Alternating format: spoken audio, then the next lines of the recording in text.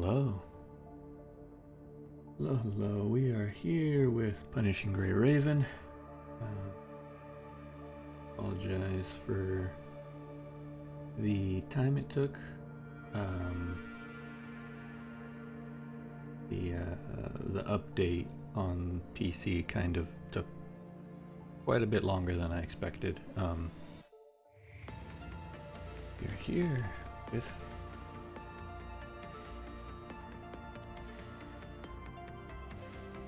here we are. And as always, Punishing Grey Raven has some absolute bangers for the songs they play.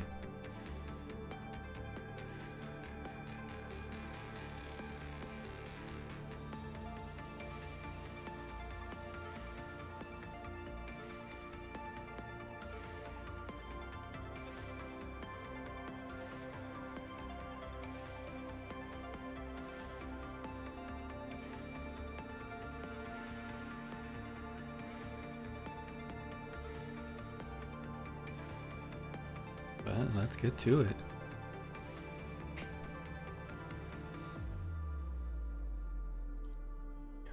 The music's so good that a lot of the times I kind of just don't want to. One second, let me.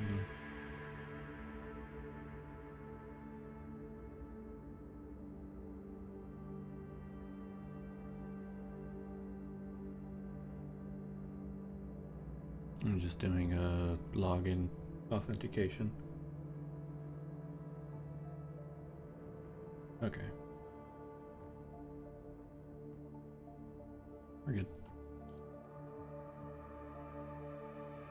A little bit of OPSEC is a trick. あなたのいない間に皆パニッシングに侵食されたわ。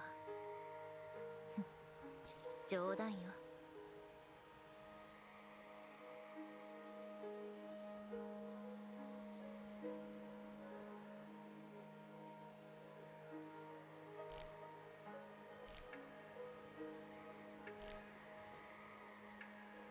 But I guess in here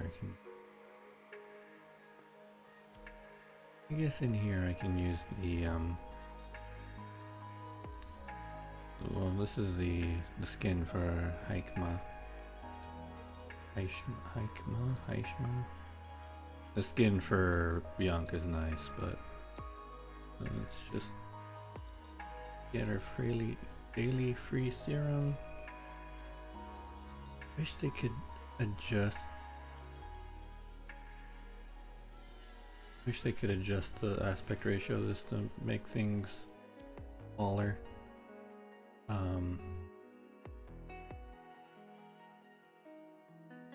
Just so it looks a bit nicer on PC, but then it is a PC client for a mobile game originally, so.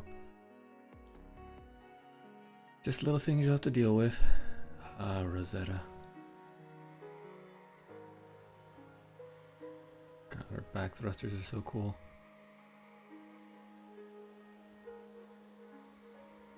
Second what? Oh yeah, this is the final one. Modified one is that. Doesn't really have anything. Yeah, it's the final. It has the actual like booster tanks and stuff. But this new update came with Haikma, which I've already kind of leveled up and stuff. This is not her signature weapon, but this is the only one I kept getting, and I don't want to waste too much more BC right now. I need to go into the saving mode, so fortunately, this is the weapon she'll be stuck with.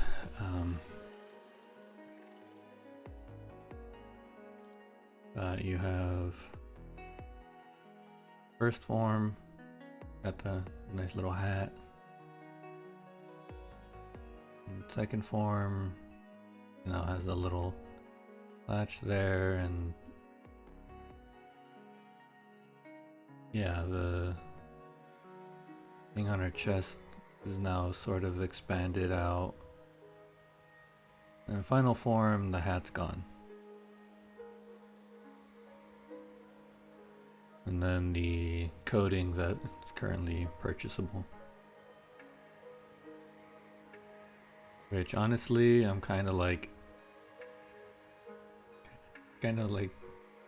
this form more for the hair. Like that is not bad, but I don't know. This form is pretty good. Weapon coatings, but I don't have any for that. So the thing though with uni frames is, well, if you put them on a team with Omni frames, they do less damage. So you have to basically put them by themselves or with other uni frames, not mistaken.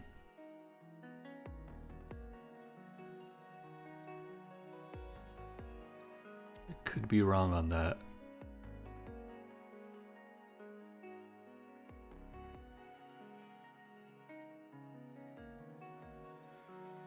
Nice fire. Electricity, huh? Physical, dark, physical. Yeah. So, I'm just gonna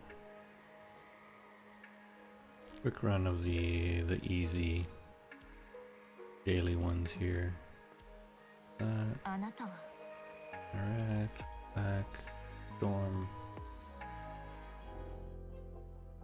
back. Items that I need to pick up, but I just haven't done. Let's just claim these real quick. Okay. Now, let's begin. The Ark Beyond.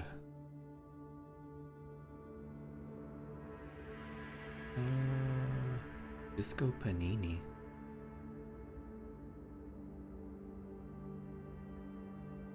Operation Uniframe.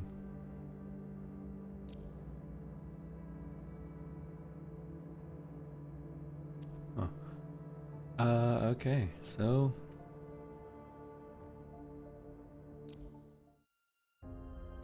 actually let's do this first.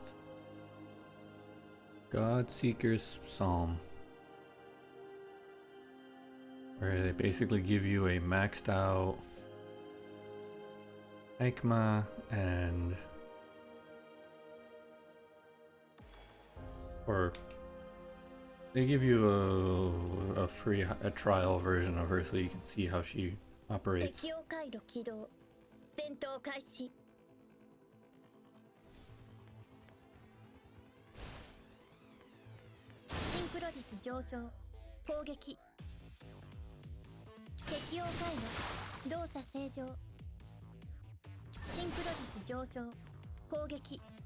Okay.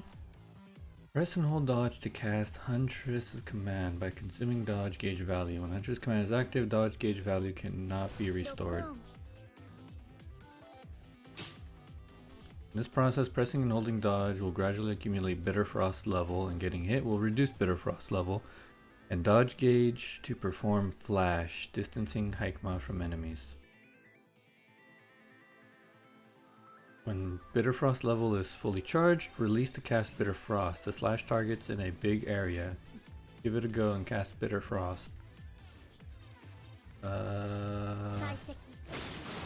so I just have to accumulate energy to trigger. When the signature move is active, all damage dealt will be converted into ice damage, and the frost stream level on the left of the signature button will be charged.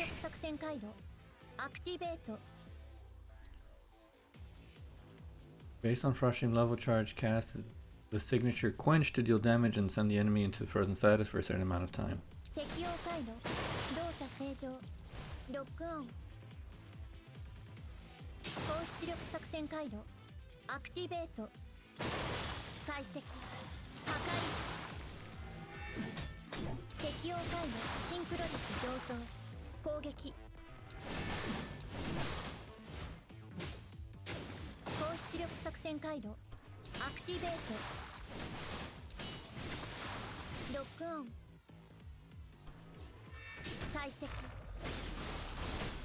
Alright, that's actually pretty flashy and cool. シンクロ率上昇攻撃適応回路動作正常ロックオン解析適応回路ロックオン Ooh. 解析 Boom. Alright, right bumper is just normal attack. 適応想定外の事故発生高出力作戦回路アクティベートロックオン Ooh. 解析適応回路動作性シンクロ率上昇攻撃適応回路動作正常想定外の事故発生再解析 Okay. ミッション完了機体 Not 状 bad, 態 not bad. 異常なし Okay, I have to... I should slightly adjust.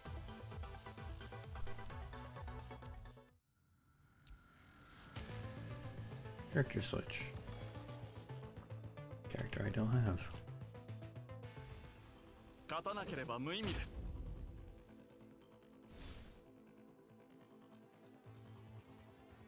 First, perform a blue orb 3 ping to trigger Hikema Starveil's QTE skill Rimfall. 落ち着いて考えましょう。防御の隙を見つけました When Starveil reaches triple S rank, she will gain 30 energy every time she enters the field.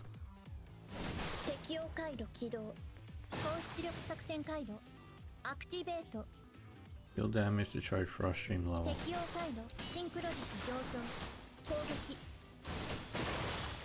ロックオン解析破壊 This is her signature weapon, which is honestly way cooler looking. 見つけましたよ。適応回路動作正常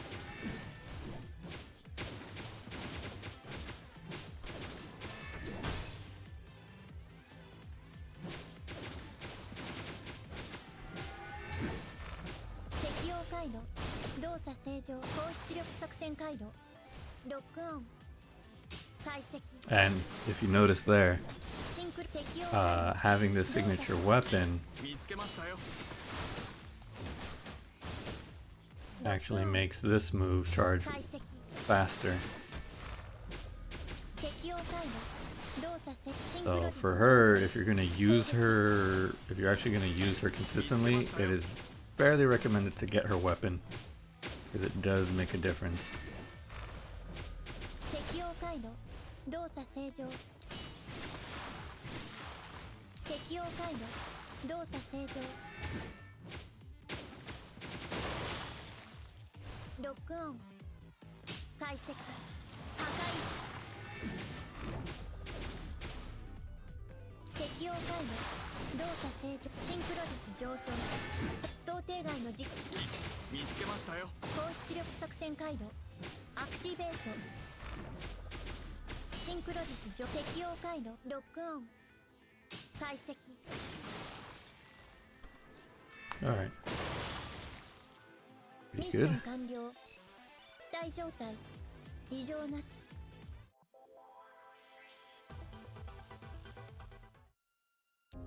Make my combat practice.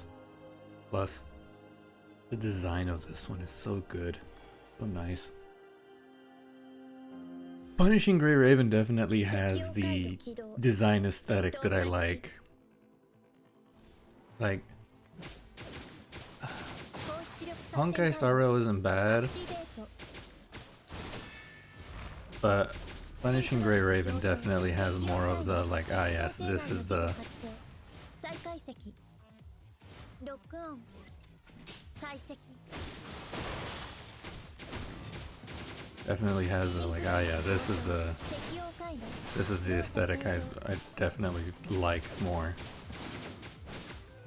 シンクロ率上昇適応回路高出力作戦回路アクティベート適応回路動作正常ロックオン解解析 And boom. Oof. 適応回路動作正常高出力作戦回路アクティベートシンクロ率上昇ロックオン解析 And finish it. ミッション完了機体状態異 Wait, 常 I なし think. Oh, actually, I think there's a thing about her having a unique finisher. I remember seeing something about Haikma having 適応回路起動 a unique finisher when you get an enemy to a certain point. Yeah, that gauge down there, that like orange gauge. アクティベート想定外の事故発生再解析ロックオン解析適応回シンクロ率上昇攻撃 I think it might be a uniframe thing, 適応回路 where once you get an enemy down to a certain gauge, 高出力作戦回路 uh, アクティベートロックオン解析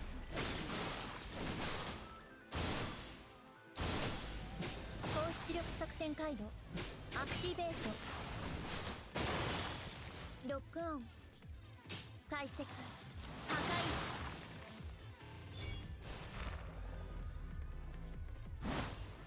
there we go.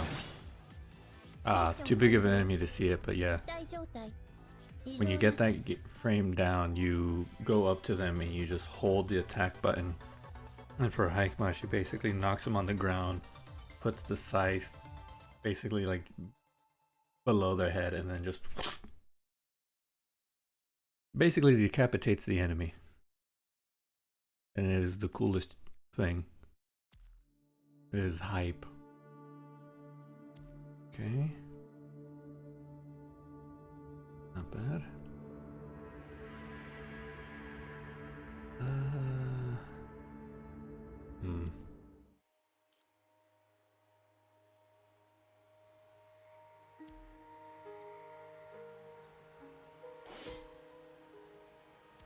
Did I try? At 18 out of 30. We'll do 2 more pulls. Get it to 20. If I don't get it by 20, then we'll call it. Nope. One more. Last attempt to try to get. Nope. Hey man, this game just doesn't. Please. Okay. Now let's get into the story for real.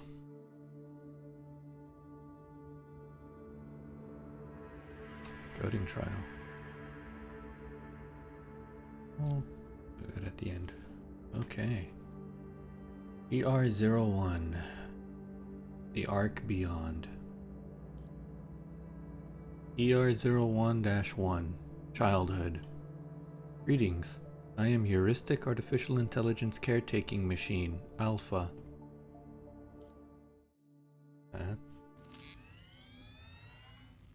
System activating. Neurologic circuit, operational. Memory drive status, normal. Emotion simulator status, normal. Activating environment monitor, complete. All systems operational. User access confirmed. System activated. Ooh. The data stream quickly flows across the screen, the ever-changing numbers indicating progression. Hundreds of large computers sit squarely in a dark room, humming in silence as they operate, each of their ports flashing a dim blue glow. This room is a cold, calculating brain, the flickering light indicating that it has started thinking. In the center of the room is a large terminal. A black camera rises from within and slowly rotates its lens and an aperture diaphragm, twitching from the changing focal length like an eye exploring the unknown. After a full rotation, the camera stops at the front and a male researcher appears in its view. He is focusing on the small monitor below his fingers, moving and tapping on the screen, his expression nervous. Male researcher. Checking the activation. Good. All systems normal. Having finished typing the last line of command, the man breathes out, raising his tense shoulders and giving his partner on the side of the room an exaggerated thumbs up. Morning, sunshine. He opens his arms and greets the camera loudly. The female researcher on the other side shakes her head, seemingly used to this behavior.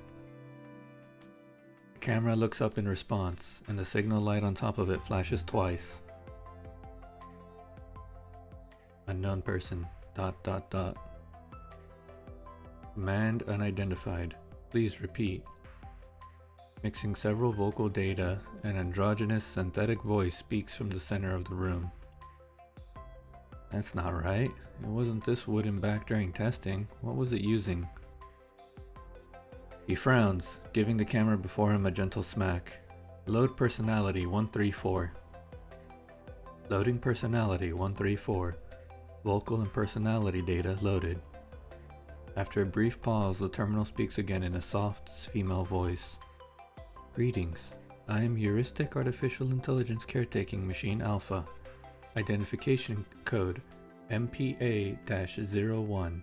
How may I help you? Just talk to me, whatever you want. Today's temperature is between 15 degrees C to 23 degrees C, and the AQI is 154. We are expecting a drizzle in the evening, but the air quality should improve afterward, giving us the highest atmospheric visibility of the month.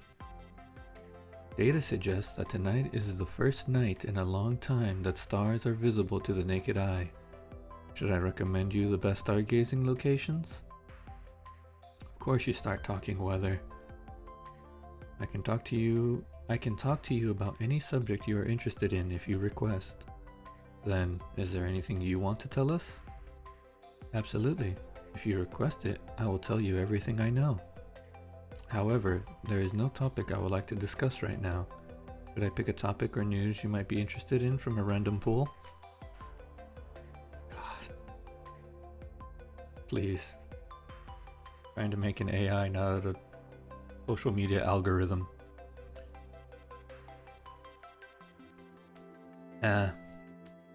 He waves his hand as usual, turning around and walking to the other side of the room, indicating his partner there to follow up. Data looks fine. Let's move on to the next step.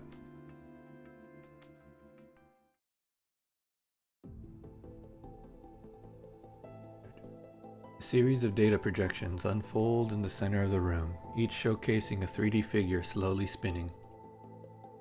MPA-01 immediately scans them all. Not one of them is not a machine.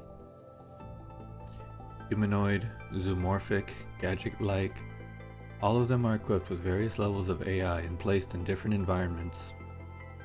Among them are robotic pets that offer authentic companionship, best-selling humanoid butlers, and home cleaning gadgets, mechanoid pop stars, as well as dozens of bionic animals created during the bionic restoration craze.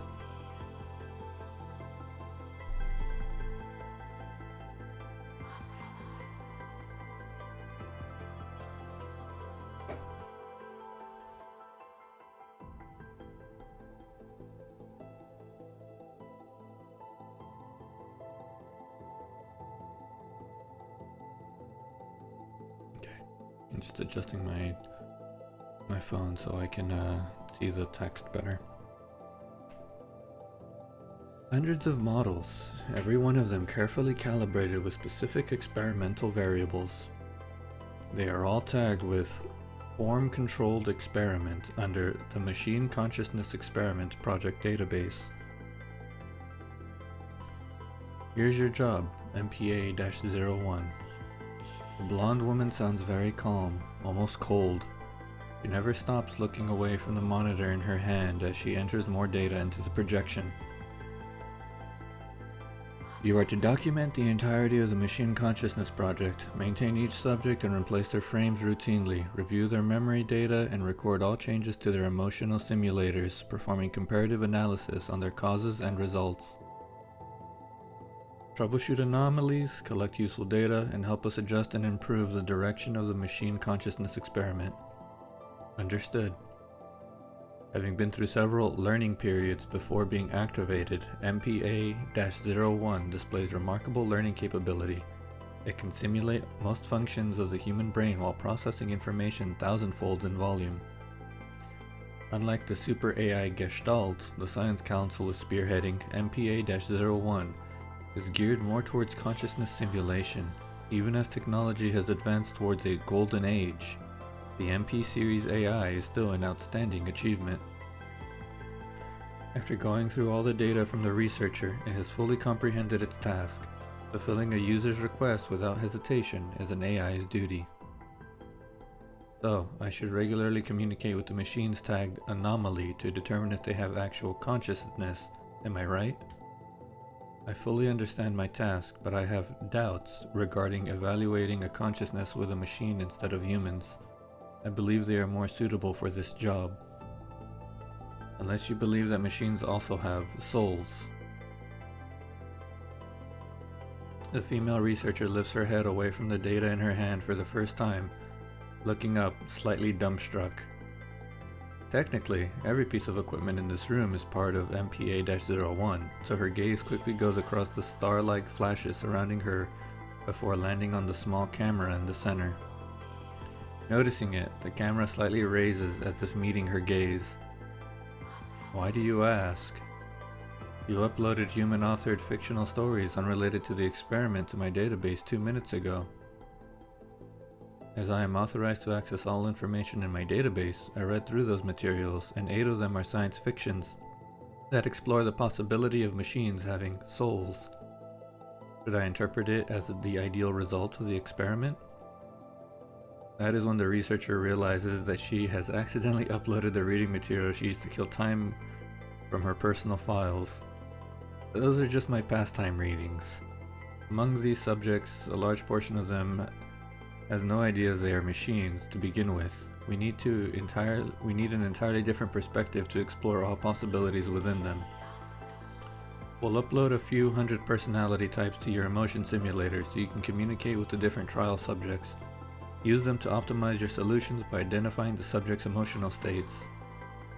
As your creator, we believe you are more than capable of this task. You're the first machine created to talk to machines, MPA-01. Record everything you witness.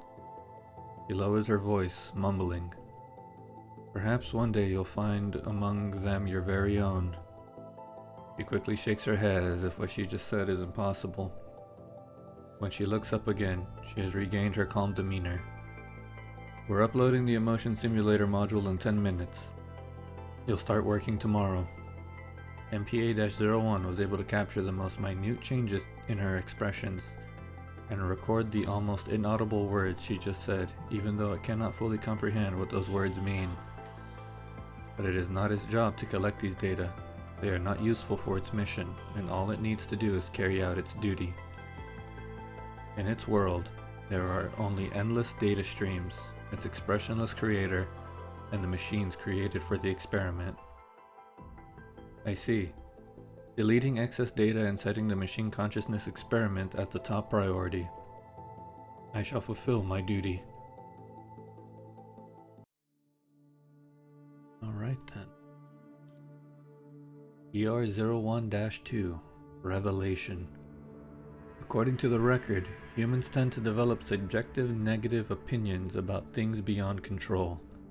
Your painting is very special, but it doesn't mean it's meaningless.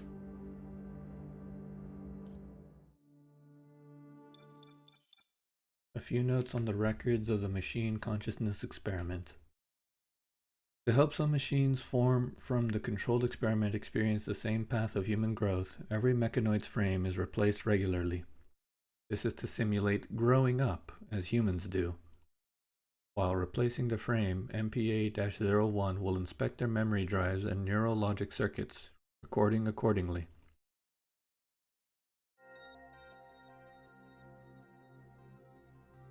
Hello. Nice to meet you. The only light in the room shines from above, illuminating the girl sitting in the center.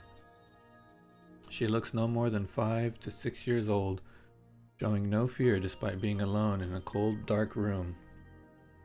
Instead, she observes everything around her curiously. Her neck is connected to a few cables, but she does not seem to notice. She finds no human but a giant terminal before her. As the terminal speaks in a soft female voice, the girl reacts with awe before approaching the small camera. Are you the one talking? Nanami. What is this place? Nanami only remembers Mom telling a story before I fell asleep. Is Nanami dreaming? You can certainly interpret this as a dream. You will wake up in your bed when the sun rises. Whoa. This is the first time I've had such a clear dream. Who are you? I am Heuristic Artificial Intelligence Caretaking Machine Alpha. Identification code MPA-01.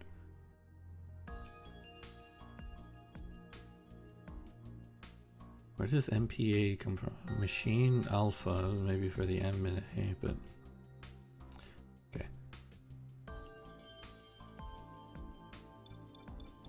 Records of the Machine Consciousness Experiment. Behavior account of subject MPL-00. Log 23. Personality data normal. From our conversation, I have discovered that the subject possesses a far more developed sensibility and expression ability regarding her emotions. Additionally, in order to avoid the subject becoming suspicious of her identity as a quote-unquote human, I will be removing her relevant memories according to the regulation as authorized. Conservation complete. Executing memory data removal. Removal complete. That's right. That's right. For those of you who may not know, earlier in the story, earlier chapters, you do find out that Nanami was a machine. She was an android. Apparently she was an android created for this program. But for the longest time, the reason she acts how she does is because she thought she was human. She was raised believing that she was human. And it wasn't until some clashes occurred between humans and machines that she came to the realization that she was in fact not human. But her wishing to not harm humans and her love for humans is what allowed her to break free of what was trying to make her harm humans, leading her to have free will. Which is probably what also led her to becoming the Sage Machina. This is before all that. Hello. Nice to meet you. Same time, same room, same machine. Small, great-haired girl sits on the floor and looks up, watching the giant machine terminal. Who are you? I am Heuristic Artificial Intelligence Caretaking Machine Alpha, identification code MPA-01. Same introduction. Machine, you're not human? I am comprised of data and programs. I cannot be categorized as human. I see. My parents always say that machines are humans' friends. So you're also... eh? What did you say your name was? Heuristic Artificial Intelligence Caretaking Machine Alpha. Heuristic Artificial Ouch. She bites her tongue trying to say the long and tongue-twisting title. Your name is so long. Does everyone call you that? My user only calls me by my identification code. Therefore, unlike humans, I wasn't given a name. How about Nanami calls you Haikma from now on? Haikma. Haikma! That is a wonderful name. Thank you. Haikma.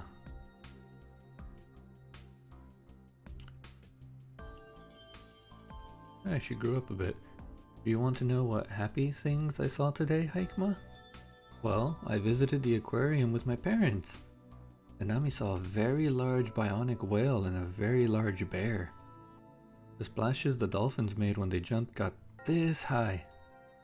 Have you been to an aquarium, Haikma? I am an administrative AI without a body capable of mobility. I have not visited the place you mentioned. What if Nanami puts a camera on her that's connected to you? Then I can take you everywhere I go. As a matter of fact, I can visit any place through virtual reality. I'm able to see the things you described. That's not the same. It's different when you see the real thing with your own eyes, not to mention that Nanami wants to visit it with you, Haikma. I'm sure we'll have a wonderful time if we go together. I never thought of this possibility, but... The gentle voice pauses for a second before speaking with a smile in its tone. Yes, I'm sure we'll have a wonderful time. Wait, Nanami can also draw the things she saw and show you. I'll bring them with me and show you if there's a next time. Is there a next time? Don't do this to me. Vanishing Grey Raven, please. You're so good at ripping my heart out. Records of the Machine Consciousness Experiment. Behavior account of subject MPL-00. Log 36. Personality data normal. It is worth mentioning that the subject has shown an eagerness towards creative expression. This is a very unusual behavior for a mechanoid. To further analyze the situation in depth, I have requested creative tools from my user for our next session.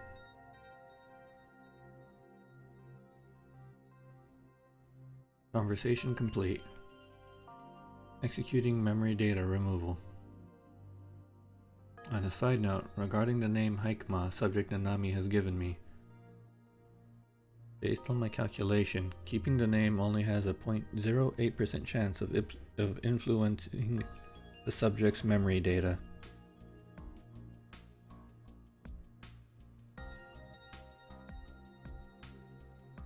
Put that back there. Therefore, I've chosen to keep the name. I'll be using the name Haikma in my next session with Nanami.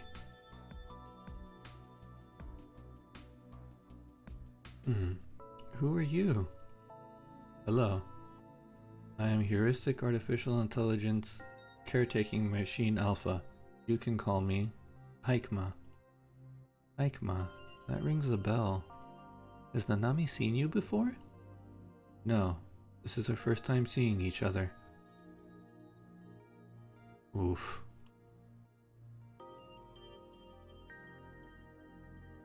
Haikma.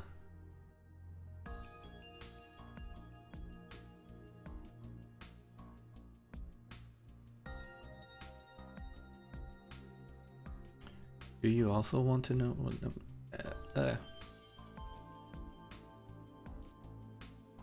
Do you also want to know what Nanami likes, Haikma? Can you believe that my teacher also asked me the same thing today? Nanami's previous teacher only let us draw apples and eggs, but the new teacher told us we could draw whatever we wanted. So, Nanami drew a lot of things on the paper. A giant mech that's taller than a mountain, Cardman Rider, the gifts my parents gave me, and Mimi's furball. Ah, wait. Nanami suddenly remembers that there's one more thing she wants to draw. The girl picks up the pen and paper next to her and starts drawing. Let's add a flower here.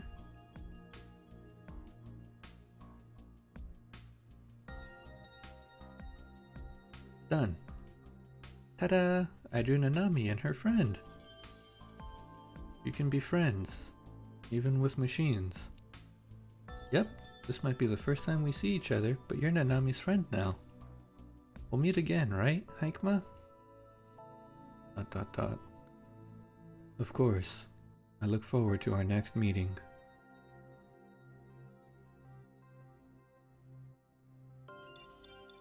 Records of the Machine Consciousness Experiment. Behavior account of subject MPL-00. At the beginning of the experiment, I conducted drawing-related tests on 12 humanoid mechanoids. They were free to draw whatever they wanted. I wanted to see what topics they'd choose. Originally, their drawings were all amalgamations of pictures from their image database. At some point, Nanami's drawings began to show obvious changes. She started to draw according to her personal preferences. She even tried to express her feelings with her drawings. Eventually, her drawings became indecipherable to humans. My neural logic circuit has shown apparent deviations after analyzing these pictures.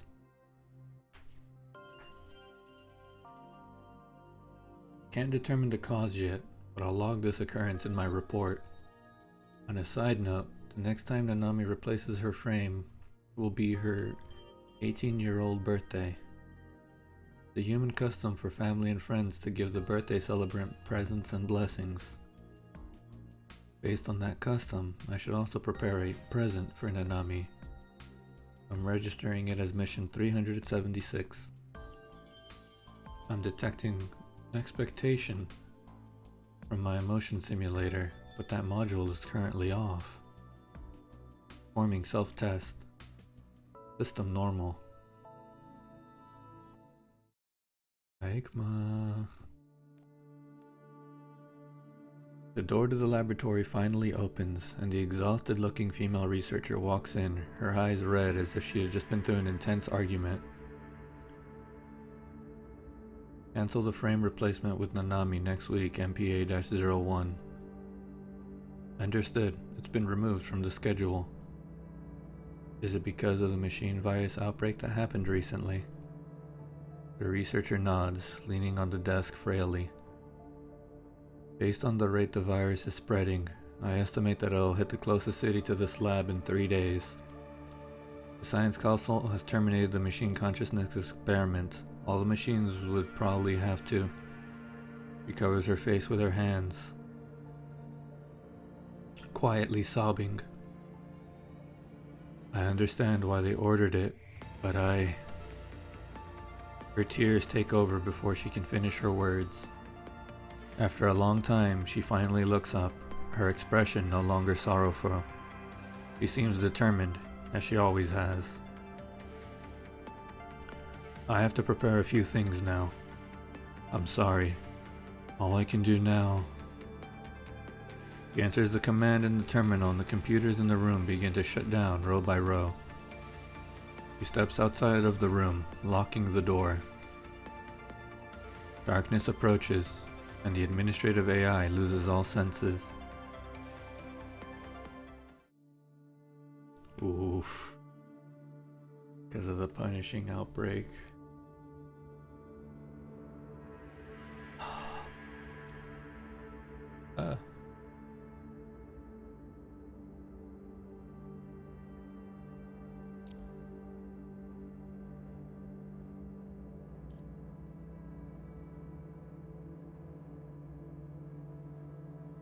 Second birth.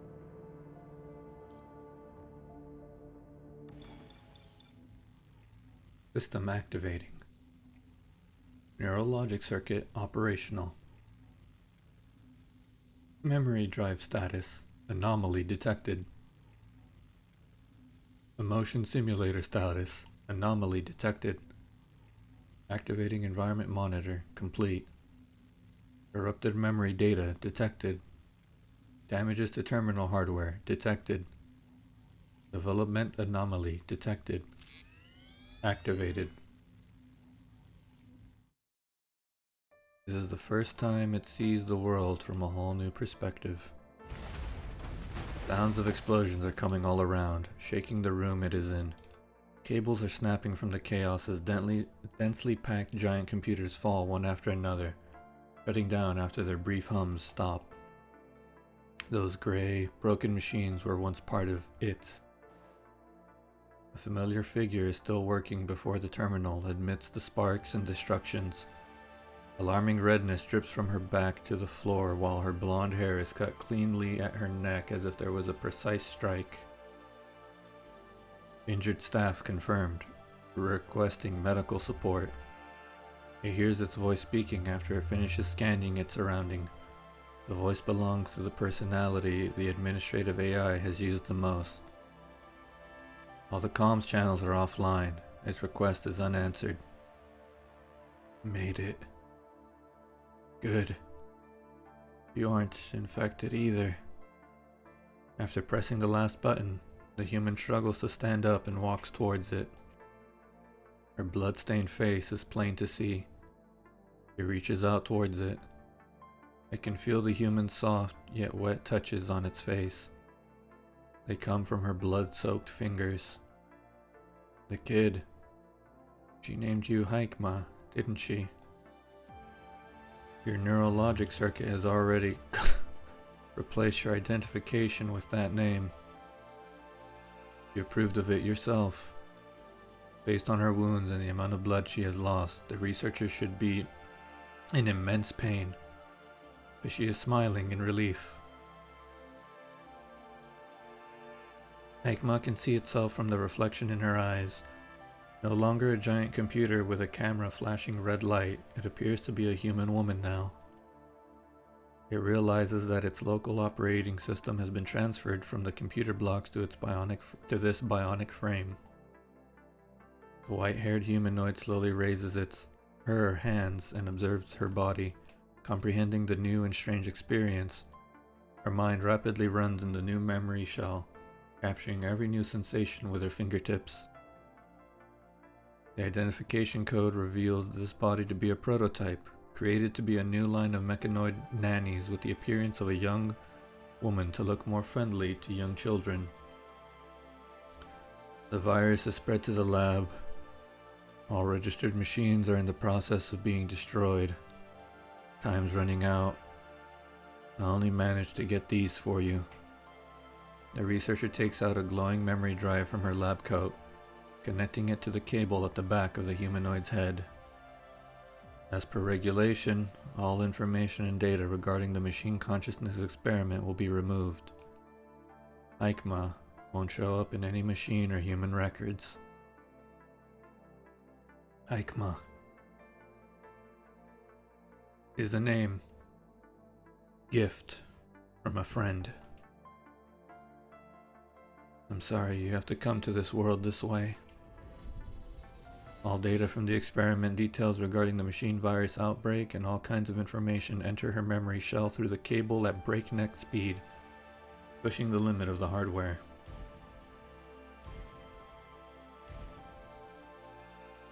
You can sense the rhythmic clashes and the painful cries from humans outside the door. The heavy door is dented alarmingly from the other side as deafening roars announce the countdown to her demise. Haikma's mind is flooded by the data stream. Without any commands, a name shows up in her priority requests. Request to confirm the status of subject MPL-00. We lost her location 5 hours ago, but we know she escaped and she wasn't infected. Please, you have to. The researcher starts coughing out large pools of blood. Her body crumbles to the icy floor like dry leaves falling from a tree.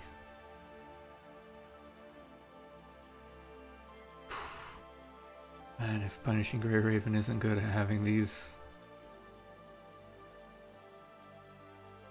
emotional CGs, Jesus.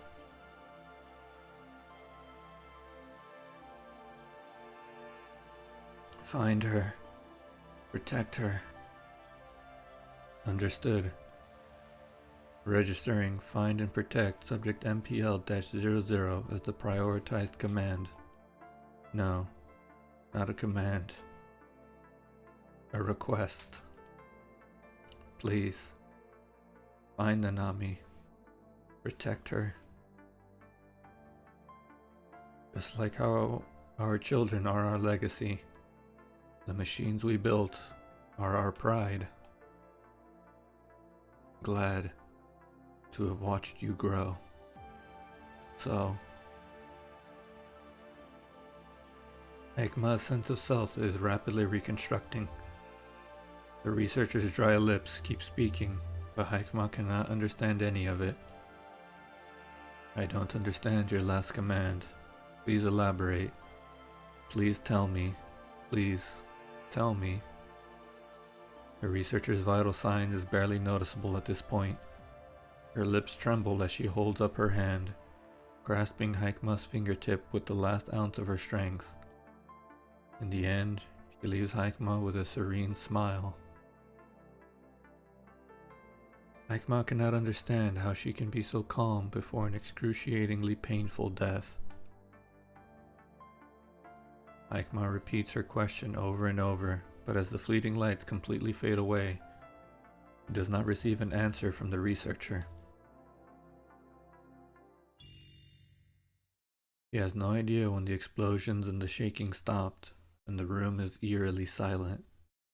She does not regain full access to herself until the data transfer is complete.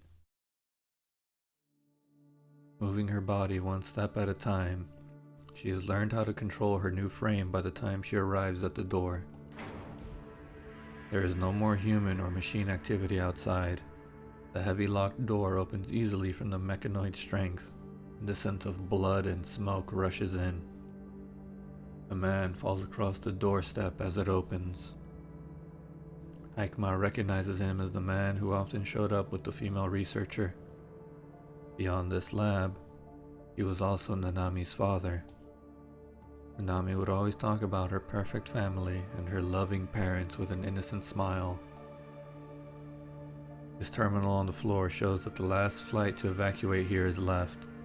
Two researchers should have had boarded the plane. There are broken machine parts all around him. He was guarding the door against the corrupted machines until his very last breath. Find Nanami. Protect her. The researcher's voice still echoes in her memory shell. There will no longer be any human to give her commands, but at least she knows what she has to do now. First, I have to leave this place. Beginning evacuation. Oh, Jesus. Checking mobility module operation status. Everything's normal. Performing the evacuation program. Electrical system damage detected. Cause external damage. I have to find the backup power source to restart the electrical system.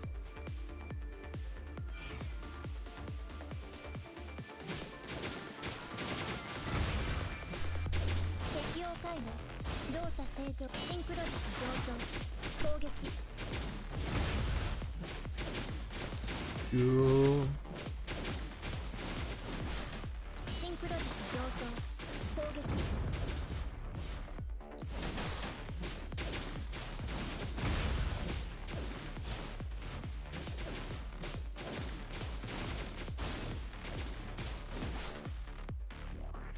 Strange process found in the database. Querying the object written. Tactical circuit. This is... Thank you very much. Analyzing battle data. Progress 20%. 240 seconds to go. Location of backup power source marked. Abnormal mechanoid signals detected around the backup power source.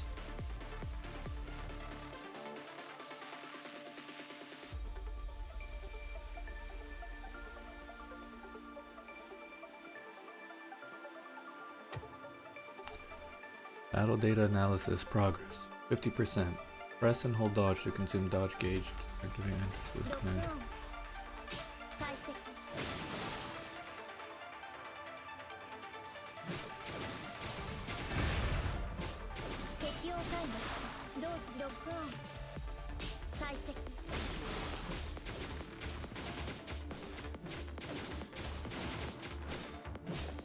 God, she's actually really cool. Oh, hello, hello. Thank you for the raid. Hello, yuppie. No Christ, no life. Thank you so much for the raid. How was your stream? Right over here. How was your stream?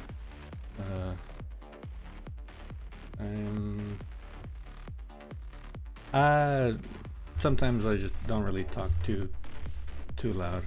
Short stream. What were you playing or doing, if I might ask? How am I liking Hikemat? She is really fun. Her Punishing Grey Raven, nice. Yeah, she is honestly, her playstyle seems really fun.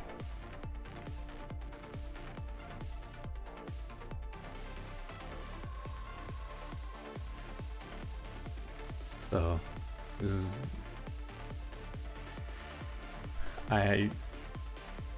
her ult hits like a truck. Yeah.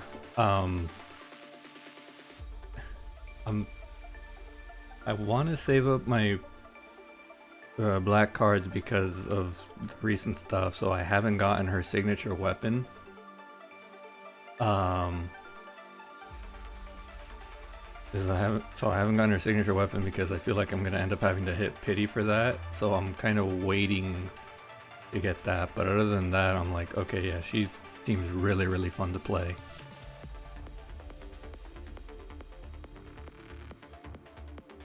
Saving for? I've kind of just been saving for just enough to get like at least the single copy of every yeah, basically, since I got Hike Mom, now it's like, alright, now to save for the next Karenina, and then from there. I'm playing it on controller on the PC stream, and it seems pretty fine. But I mean, I'm kind of used to playing more on controllers and stuff than I wouldn't say new, but I am slightly more casual playing it. I'm not like, you know, super into like going for the highest scores and stuff and doing all the like challenging stuff. It's more, for me, it's been more just chilling with it and, you know, just going through the story, getting each, you know, trying to get each character, and just, you know, not being super, I'm not like super in depth. I have to do everything. I need to get everything. I have to do all the challenging stuff, but definitely been, you know, keeping up with it.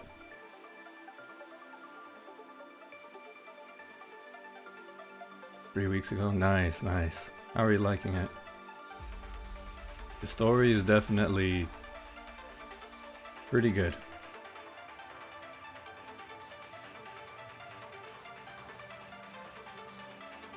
The battle before the analysis is complete.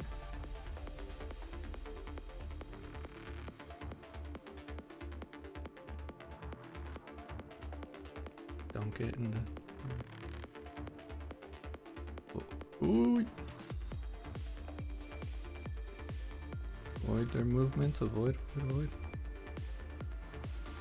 Perfect. Alright. The entire facility has been sealed off from the outside by a high-level command. Oh, thank you for the follow. Yuppie. Yuppie? Yuppie. No, for sure. Do what you gotta do. Thank you so much for the raid. I very much appreciate it. Go rest, have some food, do what it is, whatever it is you need to do. Now take care. Thank you so much. Solution. Force system restart. Overriding the command. Estimated time 30 seconds. Start. Oh, time to fight. Okay.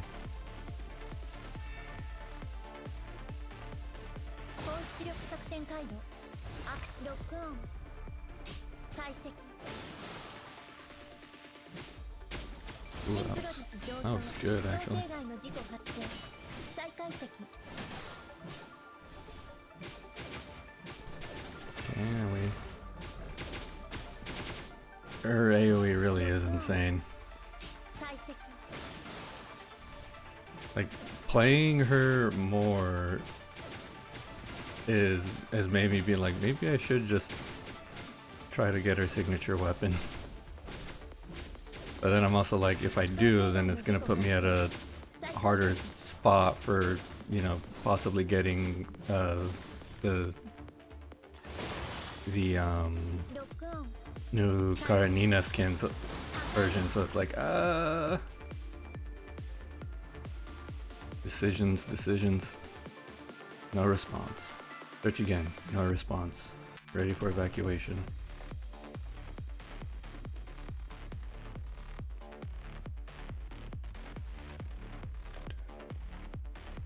This way. Go. ミッション完了機体状態異常なし The moment Haikma steps out the front door, intense heat and an ear-splitting boom push her from behind. In the blink of an eye, the lab collapses into a sea of flame buried under its fallen walls. The shockwave from the explosion has seemingly impacted her core, causing a brief disruption to her neural circuit. For a second, she feels like she is being torn apart, barely managing to hold onto her personality. She has something more important to do. It is imperative for her to straighten out her tangled circuit and temporarily disable the abnormal emotion simulator. Nanami's last known location is stored in her memory drive. Aikma quickly plans out the most effective route. With her new name and duty, the newborn machine steps forward in a devastated world. Better shooting. I'm gonna go on a limb and say you guys are playing a game together.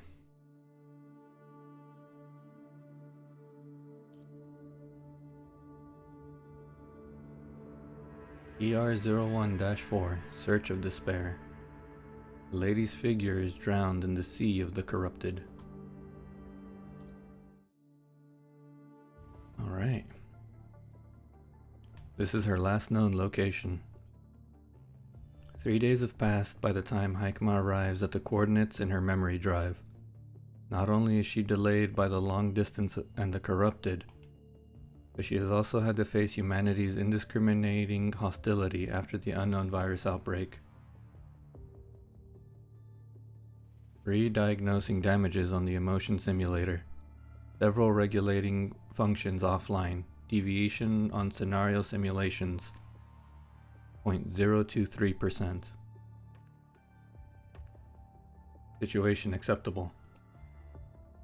Feeling the injuries on the back of her head, Haikma removes some of the broken parts.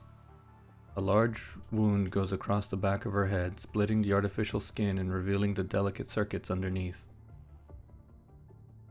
It was caused by a soldier who mistook her for a corrupted while escorting some citizens. After that, Haikma would avoid humans in case something similar happened again. The highways had to be excluded from her planned paths as refugee convoys would frequently travel on them. Circling around, Haikma lost quite a bit of time. Collecting location data. Data collected. Constructing location simulation. No, yeah. Even just the beginning of this story so far has gotten me like... I'm just reading through it and I'm just like, keep it together. Keep it together. You can do this. Jesus. Definitely like just with EGR, just after a certain point, it's just like, hey, you want us to rip your heart out? You want to see us do it again? And again? And again? Just, oof. So good though. A virtual scene appears before Haikma as time rewinds in her mind. Help me. Don't. Let him go. We can't fall back. Save them. Save them. Fearful cries enter her mind as overlapped figures run away from the city while a few run towards it. Aikma looks at the people who are traveling against the current like her, and they seem like pebbles thrown into a river, creating small ripples before being flooded by a scarlet stream. Aikma knows that humans consider these people to be absolutely obedient. Why would they do that? Is it because of commands? Aikma quickly rejects this hypothesis as her massive database shows that there has never been a command that can make a human absolutely obedient. Is it their essence, then? Just like how machines act according to their underlying protocols, perhaps humans also act according to a similar core principle. Even when they are different beings with different experiences, these people all make the same choice at that particular moment. Do they have the same essence? But what about the uniqueness of each individual? Watching the fallen figures, Aikma thinks of the soldier with half a face scarred who was protecting the people behind. To make that choice without a command. A new data anomaly appears in her emotion simulator. With her regulating functions damaged, Aikma has no way to analyze it. And this story is making all of us have anomalies appear in our emotion simulators. So she turns the whole module off and continues what she has been doing. Walking against the tide of both humans and time, Aikma searches for the young figure from her memory in this blood-red ocean. But she cannot find the girl no matter how. The massive data stream threatens to drown her, clutching onto her like pairs of desperate hands. Her white coat begins to turn red as despairing cries blur the line between the virtual world and reality. Sparks fly from the back of her exposed head as the integration module runs at a dangerous speed. The temperature of her frame has long risen past the safety threshold. The air surrounding her distorts from the heat, but Aikma has no intention to stop the simulation. Turning off all unnecessary sensors and circuits, she reroutes all computing power towards performing the simulation. All alone. At last, she has found her drop of water in the ocean. The girl's route is swiftly calculated. Ending the simulation, Aikma walks towards the most possible route. A corrupted slowly approaches a frightened girl who has run into a dead end. Someone help me. Her shaken voice has not summoned a heroic rescue. The uncaring, threatening cold lights make her shut her eyes, and she prays that her death is quick and not painful. Rarg. Is death actually painless? Target eliminated. No, wait. Eh? Cold female voice pauses before speaking again in a gentle, soft tone. It's alright, honey. You can open your eyes now. Hello? Ah! Renee sobs, startled by the exposed memory shell at the back of Aikma's head. She stumbles backwards, only to find her path blocked by an unmoving wall. That is when she notices the falling corrupted by Aikma's side. Forcing herself to look away from the mechanoid's exposed parts, Renee turns towards the mechanoid's synthetic smile and asks, You're not one of the bad machines. I'm not. I'm your best family assistant. Huh? Aikma has no idea why she has chosen the nanny personality, but with her emotion simulator offline, she can only reply with the personality's stock responses without real-time adjustment. This is the story. It'd be like that. I mean, if you want to log off and not get spoiled on the stories, no worries. Thank you for saving me. The traumatic experience from the past few days is enough for a child to quickly grow up. Quickly, she stops herself from asking more questions and crying, thanking Aikma with a sniffled voice. That's alright. Come on, Hunt. Let's stand up slowly. Good job. Aikma gently claps her hands according to her personality profile. Oh, Jesus. Is there somewhere you want to go? My name is Renee. Mr. Soldier told me about a refuge. Aikma does not have to ask where the soldier is. Judging from this girl's expression, she can tell what fate has bestowed upon him. At this moment, her environment monitor detects a flood of corrupted nearby, their shrieks rushing towards them like a storm. To get the girl out and bring her to safety, Aikma will have to clash with the wave of corrupted. And if Aikma wants to get the girl out unharmed, her calculation and analysis quickly give her an answer. A harrowing success rate and the alarming damages Aikma will take. Miss? Here, give me a hug, hun. You're such a good girl. Aikma crouches and picks up the girl's tiny body, patting her shaking shoulders, stroking her back, and resting her head against her own chest. You have to promise me you won't look up no matter what, okay? Aikma's gentle nanny voice creates a stark contrast to the oppressing air. Oh no. Aikma's scythe pierces into the gap in the corrupted spine, and she pulls back, cutting the corrupted in half. Her environment monitor suggests that there are no more corrupted nearby, but Aikma's frame has also reached its limit. Not only are her radar and visual modules severely damaged, but her mobility unit are also cracking from the heavy wounds. Luckily, they are not far from the refuge Renee mentioned. She is capable of making the rest of their journey yourself. So Aikma gently puts her down. Renee has behaved remarkably, not looking up or making a fuss the entire time. Miss, the remaining warning, battery low, redirecting computing power, is safe. You, module offline. Be fine, hun. Just don't stop isolating malfunctioning programs. Running. Do you hear me, hun? No, come with me, miss. There are many adults there. They can fix you. Aikma only shakes her head without a word, ignoring the fact that there might not be any qualified technicians among the refugees.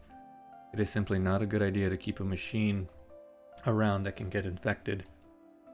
Aikma has done countless calculations, and the conclusion is the same. The wound at the back of her head is the best evidence. I'm entering sleep mode. Tired. I have to rest.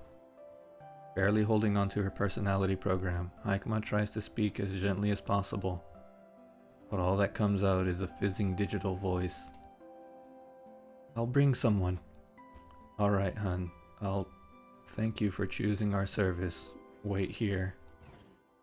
As Aikma watches Renee depart, she gradually turns off the units on the brink of destruction. The last thing she hears before she blacks out is returning footsteps.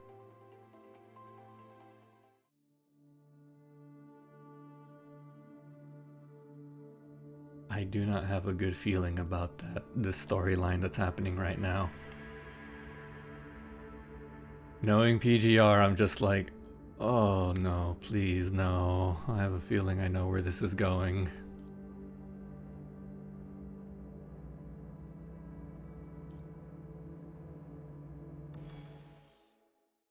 I have a feeling I know where this is going and it's not going to be good.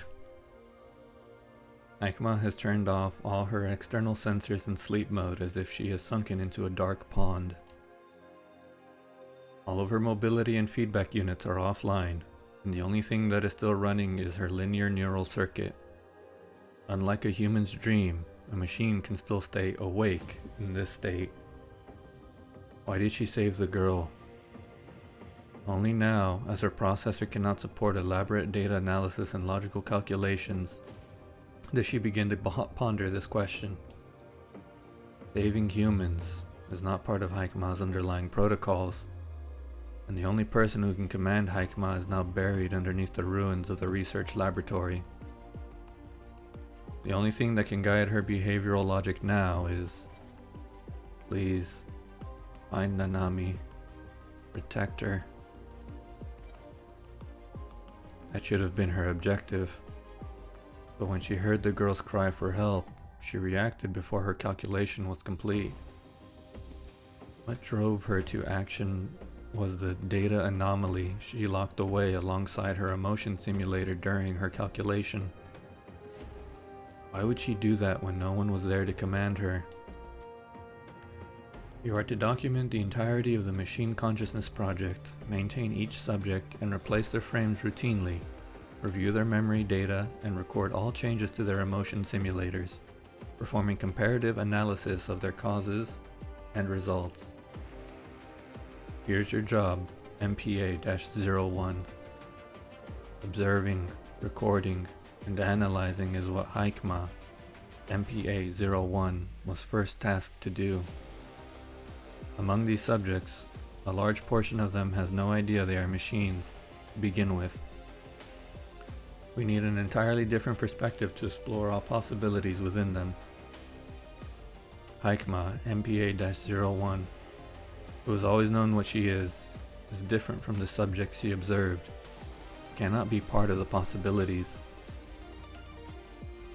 Please instruct me. What should I do? A ripple appears on the calm surface of the dark pond, growing larger and larger, unraveling the unchanging water.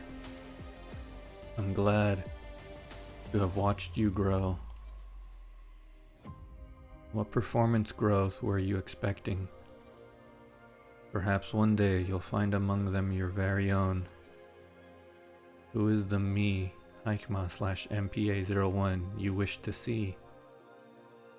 What should I, Haikma/MPA-01, do? Her question unanswered, she continues to tap the surface of the pond before her.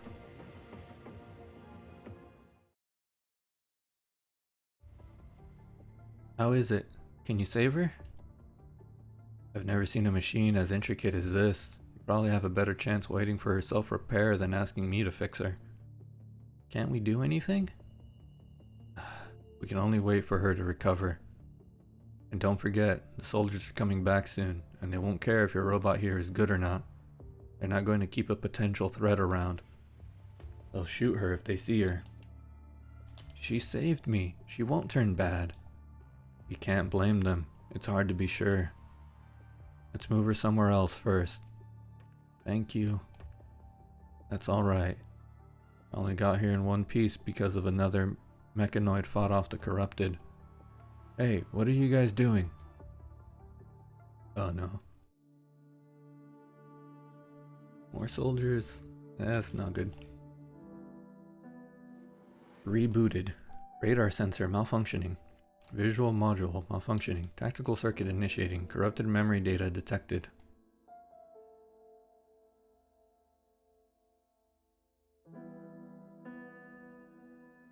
Must restore the combat function now.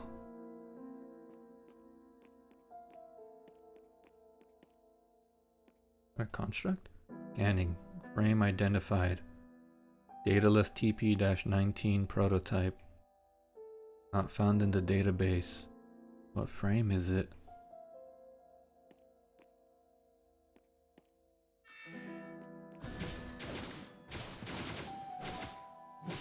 Okay, so I cannot dodge. That's gonna be great.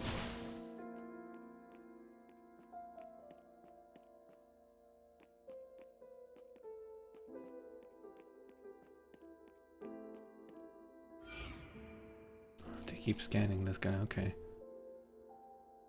Find a usable mechanoid component to replace the damaged part. Radar sensor. Adaptation rate 60%. Radar sensor function can be partly restored. Scavenging for parts, huh? Oof. Tactical terminal. Adaptation rate 76%. Weapon compatibility errors can be fixed. Radar sensor mode restored. Reloading tactical. Use radar to continue searching for usable parts.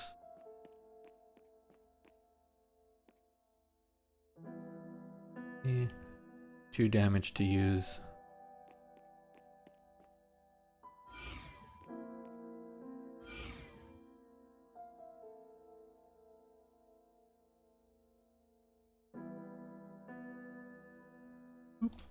Visual sensor compatible. Visual module malfunctions can be fixed.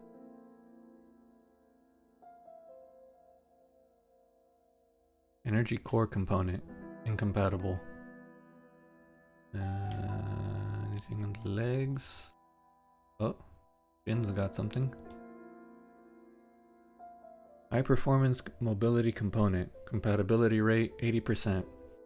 High performance combat mode can be restarted. Got my dodge. I think. Yep. Corrupted have appeared. Hey, these are the ones from the Nier Automata crossover.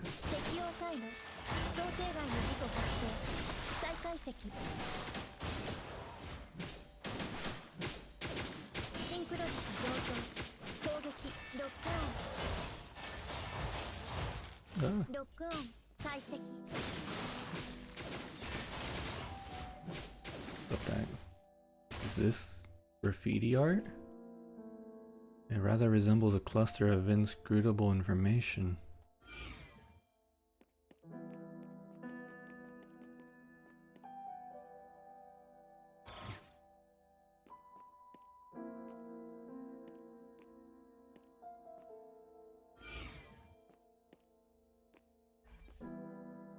Gate of high security level cannot be forced open. Authentication key required. Search around.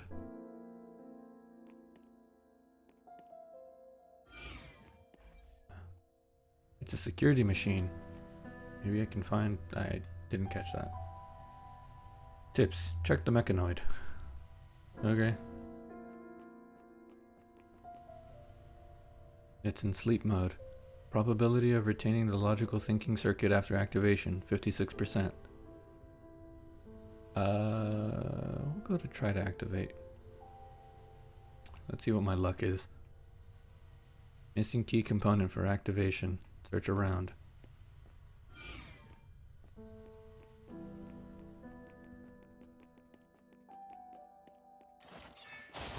Wait.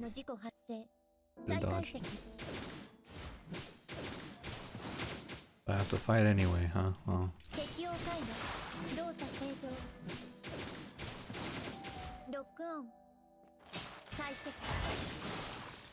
No infection signals detected. Attack stopped.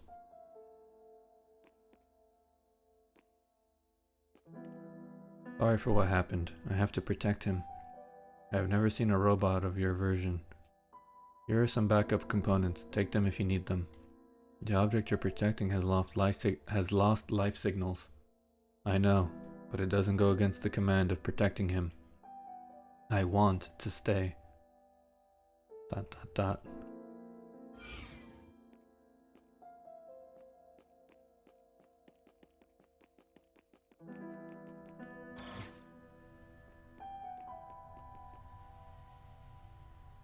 Sleep mode disabled. Searching data during sleep and activating communication mode.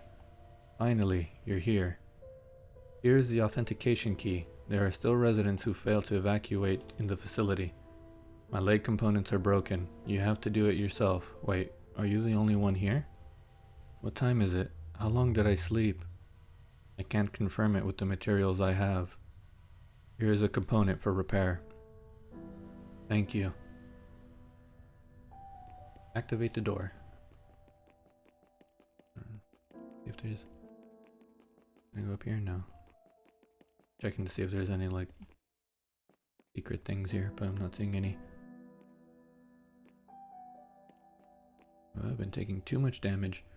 Multiple human and mechanoid traces found. Could there be any information about her here? Detected multiple bullet holes and human DNA.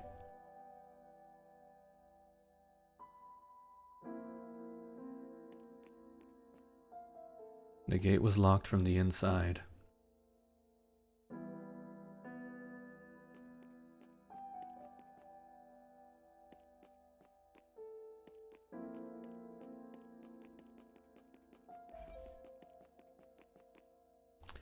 Human blood and generic vital fluid are detected. That went by way too fast. I couldn't read what it said. Intel gathered.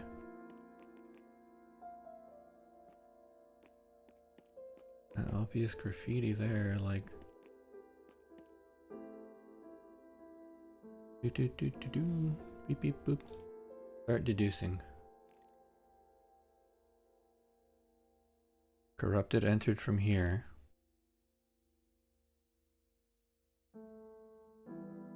It appears to be barricaded from the inside to prevent corrupted from entering. Analyzing composition of residual substances, human trajectory found. Human evacuation direction identified. Is there any corrupted left? 想定外の事故発生。再解析。シンクロ率上ロックオン。解析。 Keep searching for information. Okay, so that was even more corrupted are here. A rickety defensive facility, large amounts of vital fluid. Intel gathered. Time for more beep boops. Beep boop beep boop beep. So we have the mechanoid was defending against corrupted here. Then obstruction failed, but it bought the humans enough time to leave.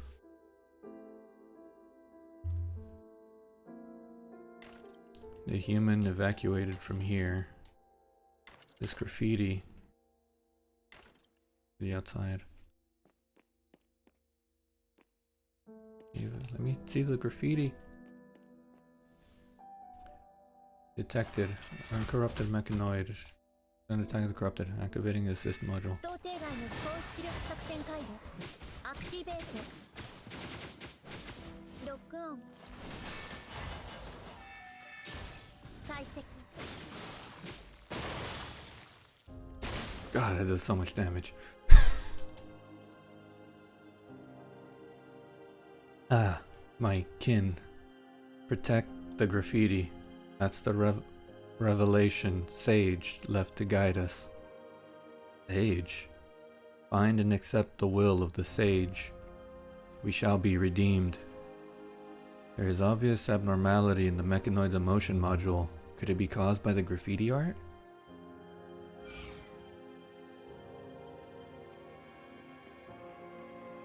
Go over here. Beep boop.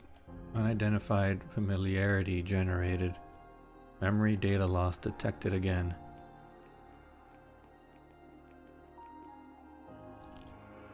There is information that this is hard to analyze in the graffiti. Attempting to analyze. Warning. Abnormality in emotion simulation module. Analysis terminated. Oh, graffiti on the ground.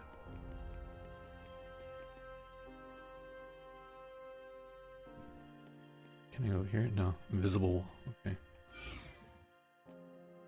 It's a complete copy of the graffiti art at the gate from the mechanoid I spoke to.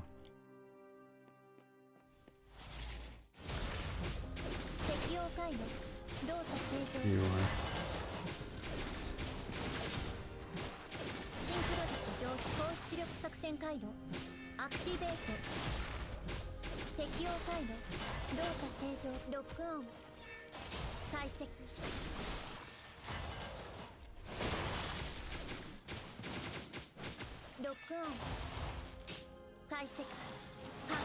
Go. Ooh. That hurt.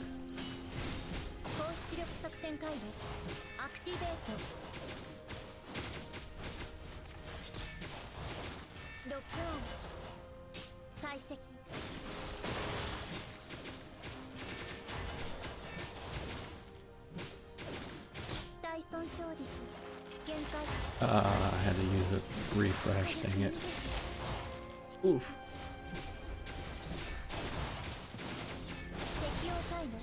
I'm getting too greedy. I'm getting too greedy.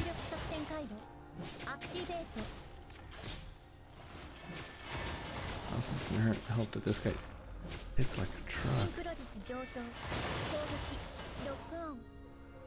And we finish it with one of these. More beep boops. Do you know what the sage is?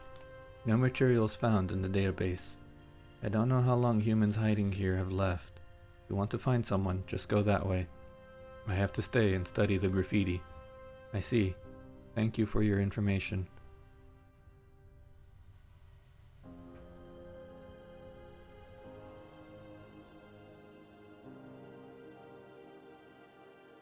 That's one heck of a scene.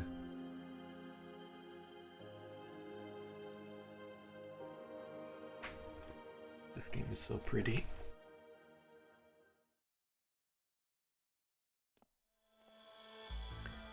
You cannot find any signs of the human with the instructions the mechanoid has provided. It appears that the person has left this place a long time ago, so long that any tracks have faded from the wind over time. She notices a lot of graffiti on her way, scattered randomly all over the city. It can be found on walls, shops, windows, doors, and even traffic lights 7 meters from the ground. Led by an unspeakable and unignorable familiarity, she follows the graffiti and searches. Eventually, she stops before a mirror coated in dust. The graffiti artist seems to have stopped before the mirror for a long time. Unlike the previous works, the one she finds here looks repeatedly revised, where layers of paint cover layers of paint. The original layer can no longer be found, and the uppermost one is indistinguishable due to confusing overlays. This is the only incomplete artwork. Putting her hands on the graffiti, she seems to be hoping to uncover its original shape, or maybe she wants to give it the finishing touches, but she does nothing in the end. The pale golden pond reflects the graffiti before her calmly. Attempting analysis. Warning: anomaly detected in a motion simulator. Attempting analysis. Warning: anomaly detected in a motion simulator. Attempting analysis. Aikma, MPA-01 feels rejected from the familiar interface for the first time. He closes the emotion simulator module once again. Pond goes silent, but the strange feeling of anomaly has yet to dissipate. The more she analyzes and compares in her database, the more excessive and valueless the data she accumulates. Like leaves swept up by the storm, tumbling and spinning in erratic data. Data analysis function offline. She turns off the analysis function she has depended on all her life. Logic calculation function offline. Will she finally understand the anomaly if she stops following fixed algorithms? Personality simulation reading interface offline. When all definitions are gone, who remains of Haikma MPA-01? The pale golden color is slowly dyed gray. No longer able to control her body, she falls forward. The dust is kicked up everywhere as the mirror shatters, the graffiti on it fracturing into shards. The anomaly breaches the surface of the water, and Haikma MPA-01 pokes her head out from the pond for the very first time. A floppy hat tumbles down her head, exposing the concealed memory shell.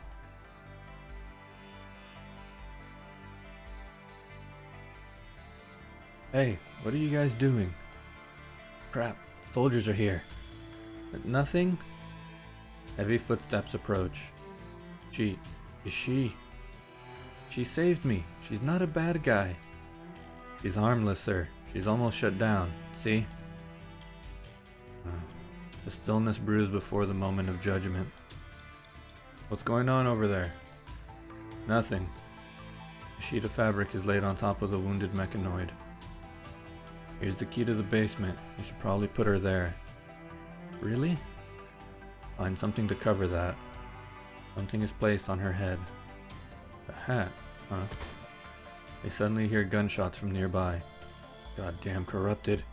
Get out of here, quickly. As the footsteps part hurriedly, Haikma MPA-01 remembers where she has heard his voice before. It belongs to the soldier with half his face scarred. Aikma, MPA-01, can feel herself being lifted and taken somewhere.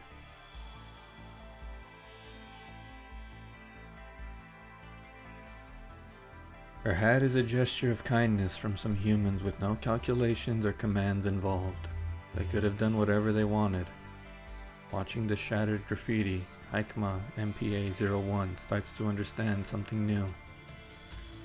No more analysis, no more simulations. Aikma MPA-01 tries to feel the joy, hope, doubt, and confusion in the image. Not everything requires a correct answer. Doubt is the sign that points forward.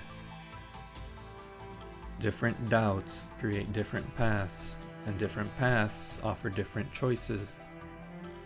Finally, Aikma MPA-01 is no longer ruled, bounded by her calculations and analysis.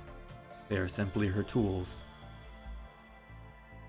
Aikma MPA-01 has made her choice.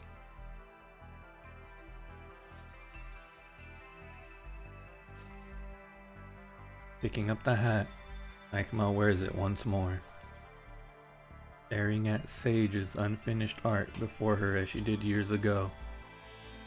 She now possesses hands that she did not.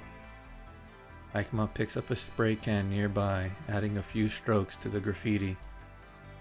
This is an incomplete mural that belongs to her.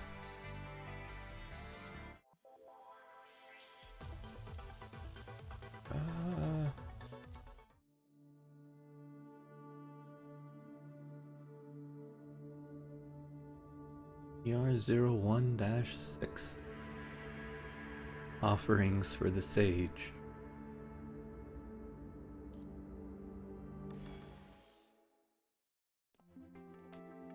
Aikma walks alone for a very long time. Graffiti and murals pepper her way. She stops to record and analyze each of them. Some of them are simply expressing emotions. Joy, hope, doubt, confusion. Unrestricted, the artist seemed to have poured every feeling felt through the brushes without being patronizing or bounded by traditional skills. They look incredibly free. The revelation of the machines is likely a result of making these artworks. Like seeing colors in a world of black and white, these machines have expressed their feelings, recording their doubts and confusions.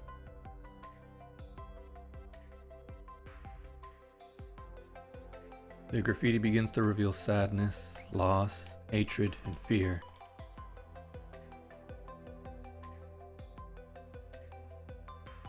The further Aikma goes, the richer the graffiti becomes. Sometimes they hide in the corners of the city or blend with nature, and sometimes they are presented proudly and explicitly in plain sight. Aikma gradually learns to identify Sage's graffiti from the imitations by Sage's followers, but even she cannot say what exactly separates them. A vague image of Sage starts to form in her mind. Following the trail of art, she is on the phantom's tail, keeping up closely behind. The graffiti's location may be spontaneous, but they are not entirely patternless. At least she can tell that an area with graffiti is relatively safe with fewer corrupted. Stopping at a street corner, Aikma notices a small, familiar graffiti on a wall. Its meaning simple. Treasure ahead. Aikma follows the words and looks up to find a bookstore. In the Golden Age, humans would put their thoughts on paper with their pens, publishing and selling them in a shop like this. The store signage has already cracked and fallen into the mud. Dangling posters struggle to hang on the shattered shop window, and their words, only barely legible were they, shaded by the eaves. Feel the grains of paper once more. No AI authors here. Ironic. Rather topical.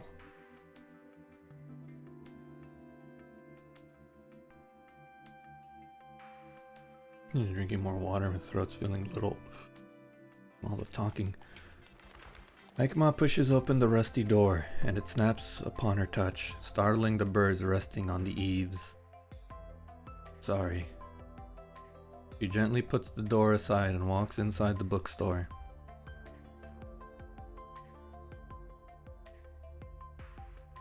Vines have climbed all over the shelves, pushing away the books and grasping for sunlight from dark corners. Life finds a way. After humans are gone, the wind still carries seeds far and wide, putting down roots in all places. Some humans seem to have stayed here. You can see embers of fires near a nook where books were used as fuel. This is... Her hand glides over a row of books on the shelf before taking out one of them. Dust flies from her motion, dispersing in the afternoon air. It's the comic book she mentioned. Damped, the pages have become incredibly fragile over time. Just flipping through them can cause them to crumble. Been so long. It's illegible at this point. Illegible at this point. Aikma has not pulled up the memory data, but the memories surge up nonetheless as she flips the pages.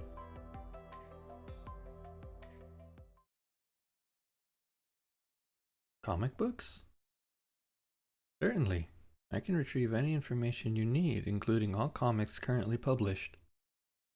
Anami's asking whether you've read them, Aikma. I really like them. There's so many cool things in them. Like? You should try them, Aikma. They're so interesting. Right? The comic book Nanami was thinking of is called...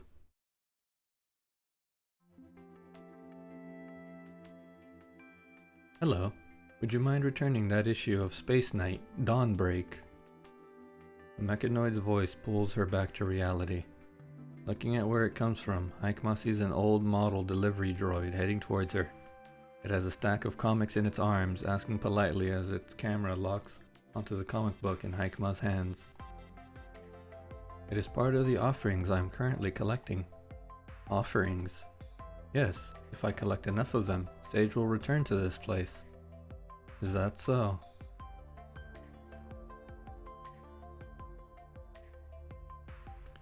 Aikma crouches, placing her comic book on top of its stack.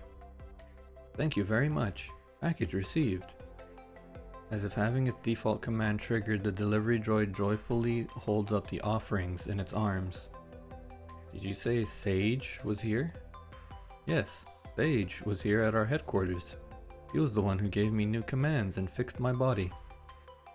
To repay her generosity, we are collecting objects that Sage might like, including cool things created by humans.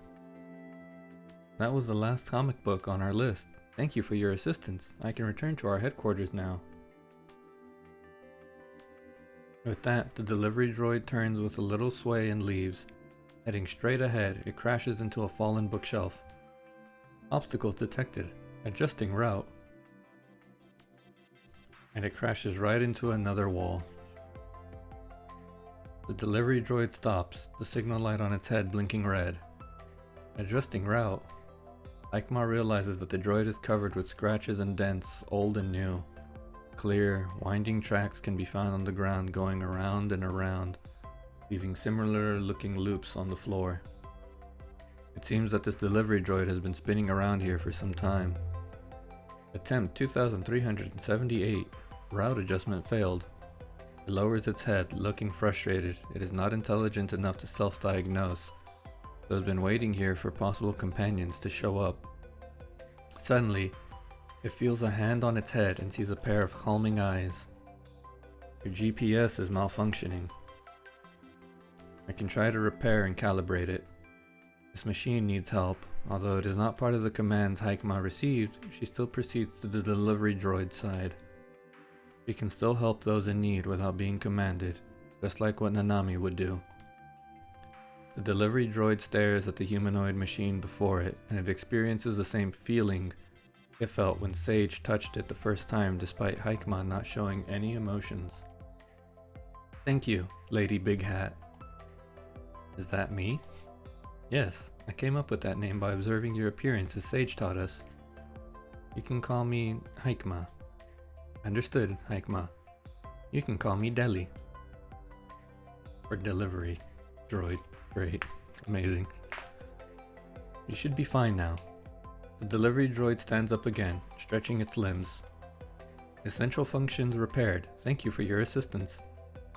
Resources are scarce, so I couldn't completely fix you. I've only calibrated your GPS for now.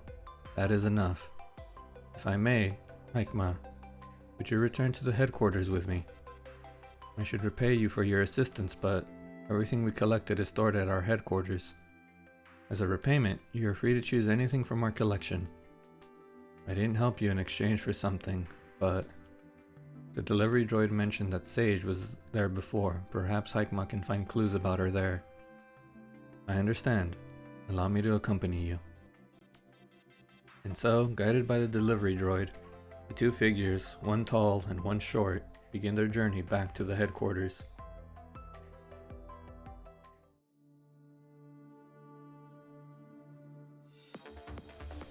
Here we go.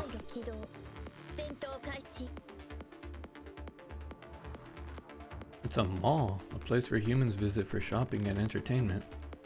According to the materials, the gift required by number 376's unfinished mission could be found here. Beep beep. Beep beep, system error. Failed to locate other comrades.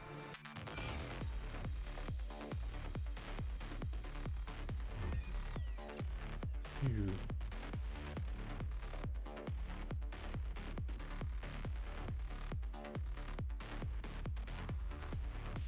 Oh, am I gonna have to be doing this? GPS normal. Able to act normally. Please send me the map information. Our headquarters are around here. They are more and more corrupted here recently. Nobody dares to go out. If the offerings are damaged, shiver shiver. Warehouse located.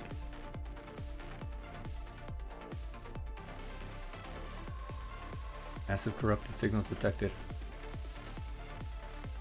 Function enhancements can be...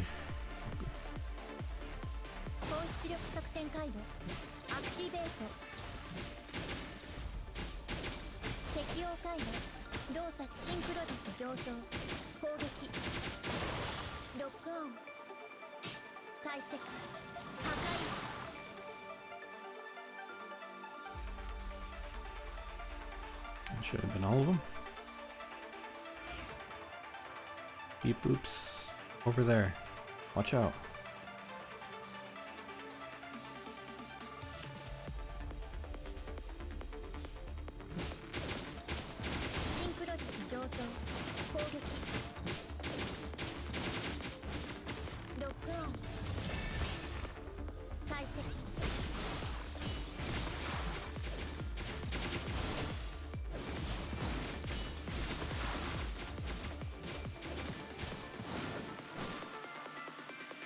Okay.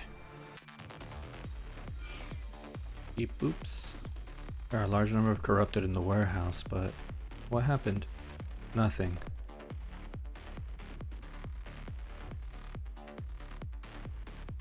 Try to avoid combat to protect the escort. Look around for available materials around here. Let's avoid combat if we can on this run.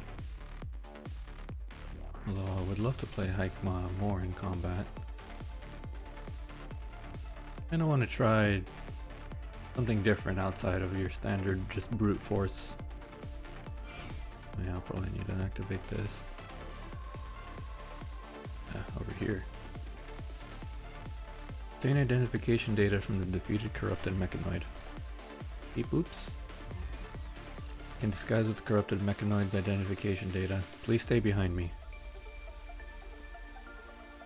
Alright, we got the beep boops. Now let's...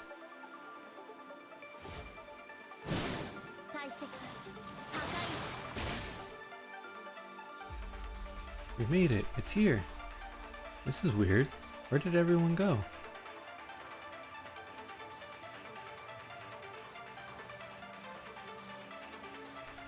Objects identified.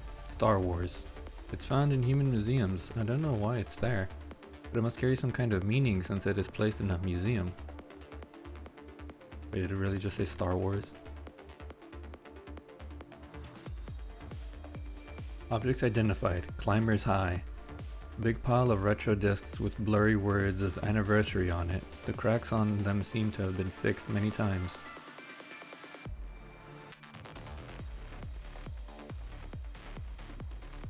Beep boops. Object identified. Ginga Topa, the spiral eye. I took it from a large mechanoid. Took? Yes.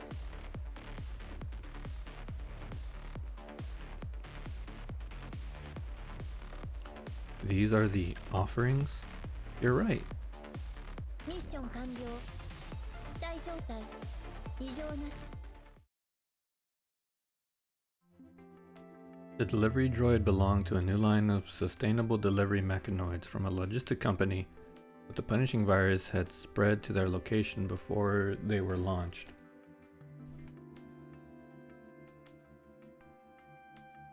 It was abandoned deep within a warehouse until some humans broke in, looking for supplies and waking it up.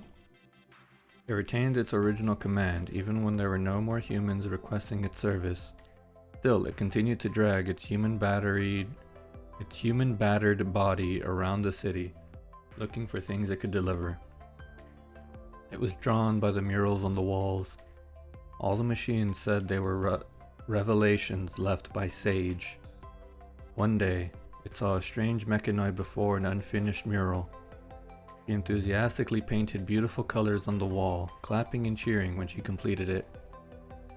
Noticing the hidden delivery droid, she reached out and patted it, and in an instant it understood warmth for the first time. The girl did not say who she was, but the delivery droid was certain that she was the Sage every machine was talking about. Sage was deeply invested in the heritage of humanity. She spent a whole day searching for treasures in the mall, gathering other machines there to play role-playing games. The delivery droid did not understand what the games meant, but it could feel the joy in her heart, a feeling so overwhelming that even the hole in its heart was filled.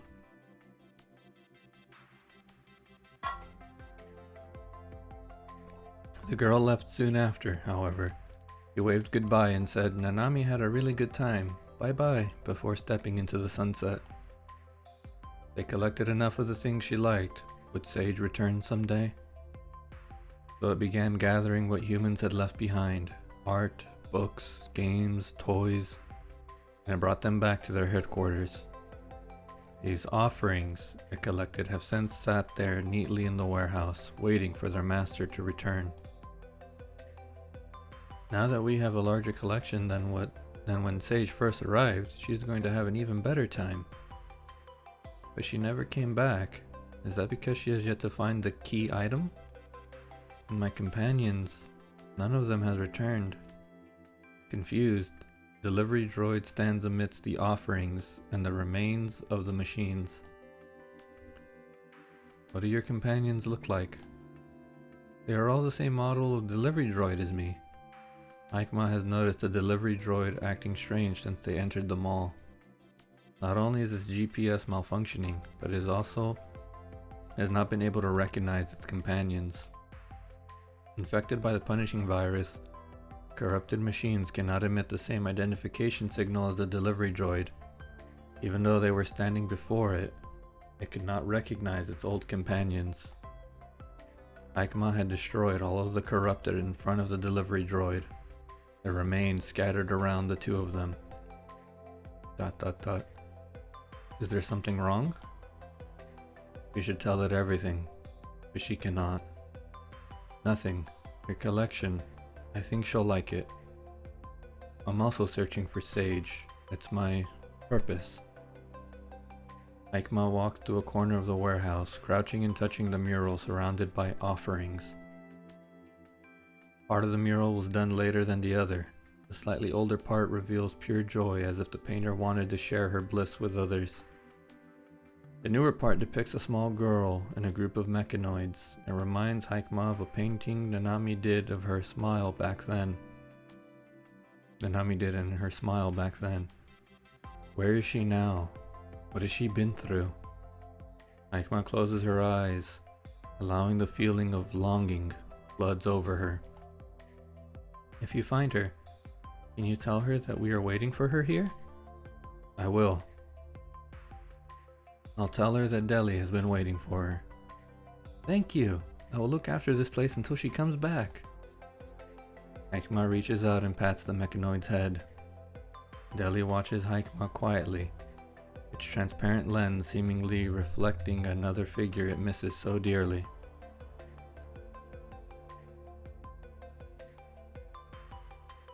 Before she goes, Hikema helps Deli tidy the warehouse.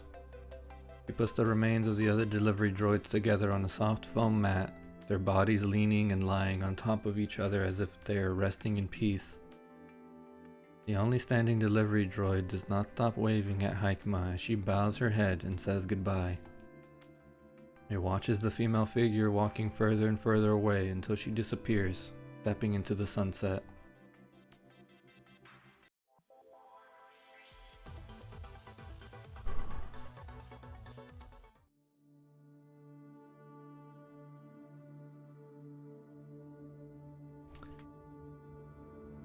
I think going for 2 hours, I think that's a decent place to end it for today. I tend to only stream for roughly 2 to 3 hours, so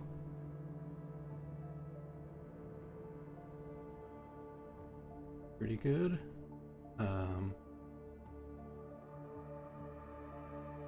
Yeah, Jesus. Story really. It's definitely a PGR story. Thank you for the follow, NXZTX. Thank you. Really appreciate it. Let's see. Well, since quite a few of you came in through the raid, I guess I could try to get someone else. Let me see if they're...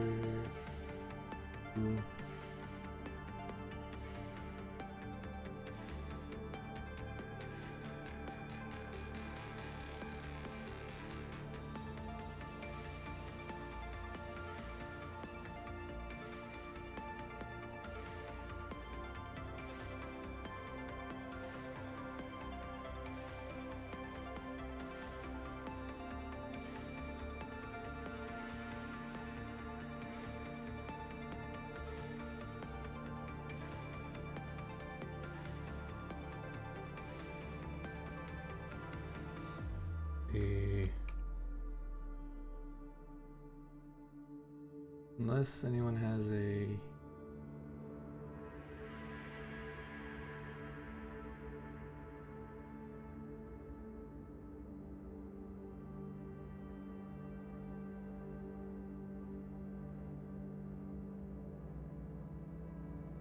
station.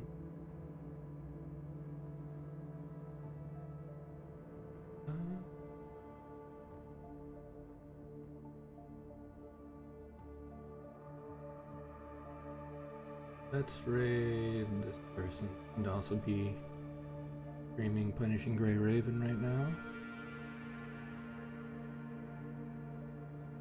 So we shall raid them, then yeah, continue it on,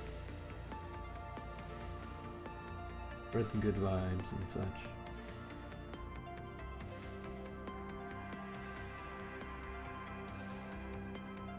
With that, I will be calling it there. Thank you so much for stopping by. Any and all support is very much appreciated.